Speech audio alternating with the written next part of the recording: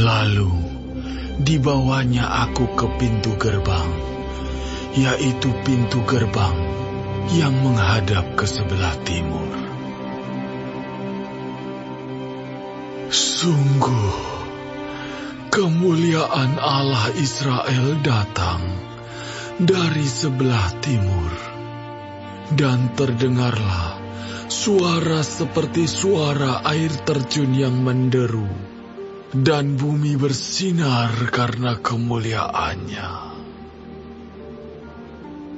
Yang kelihatan kepadaku itu adalah seperti yang kelihatan kepadaku ketika ia datang untuk memusnahkan kota itu, dan seperti yang kelihatan kepadaku di tepi sungai Kebar. Maka aku sembah sujud. Sedang kemuliaan Tuhan masuk di dalam bait suci melalui pintu gerbang yang menghadap ke sebelah timur. Roh itu mengangkat aku dan membawa aku ke pelataran dalam. Sungguh, bait suci itu penuh kemuliaan Tuhan. Lalu aku mendengar Dia berfirman kepadaku dari dalam bait suci itu. Orang yang mengukur bait suci itu berdiri di sampingku, dan Ia berfirman kepadaku, Hai anak manusia, inilah tempat tahtaku dan inilah tempat tapak kakiku.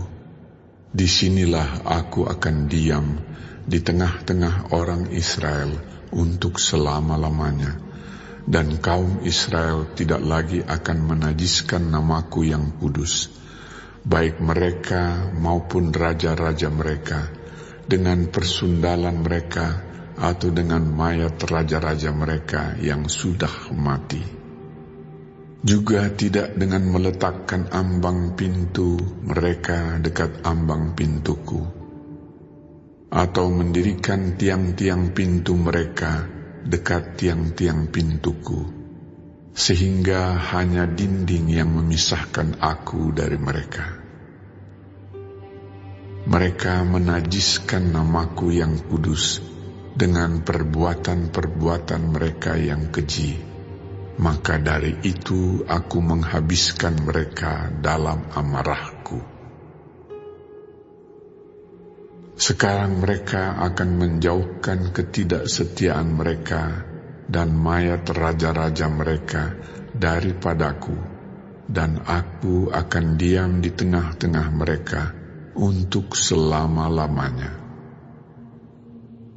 Maka engkau, hai anak manusia, terangkanlah kepada kaum Israel tentang bait suci ini, agar mereka menjadi malu melihat kesalahan-kesalahan mereka, juga bagaimana bait suci itu kelihatan dan rancangannya.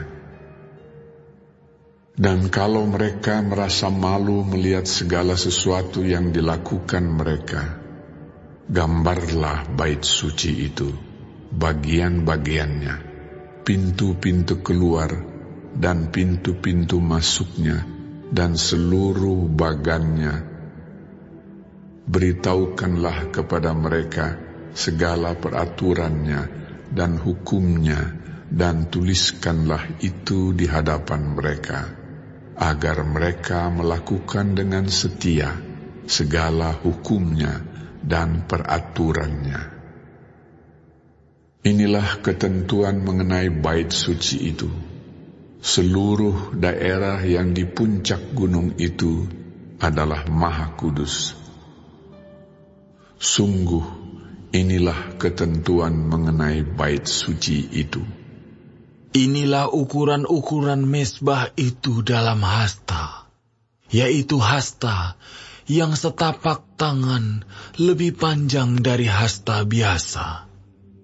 Paritnya adalah satu hasta dalamnya, dan 1 hasta lebarnya, dan sekeliling parit itu ada tepi yang tingginya 1 jengkal. Dan inilah tinggi mezbah itu. Dari parit yang di dalam tanah sampai jalur keliling yang terbawah adalah 2 hasta, dan lebar jalur keliling itu adalah 1 hasta. Tempat perapian itu panjangnya 12 hasta dan lebarnya 12 hasta, jadi 4 persegi. Jalur yang mengelilingi perapian itu panjangnya 14 hasta dan lebarnya 14 hasta, jadi 4 persegi juga. Sekeliling mezbah itu ada parit yang 1 hasta lebarnya, dan sekeliling parit itu ada tepinya yang 1/2 hasta lebarnya. Tangga mezbah itu adalah sebelah timur. Lalu ia berfirman kepadaku, Hai anak manusia, beginilah firman Tuhan Allah. Beginilah peraturan mengenai mezbah itu.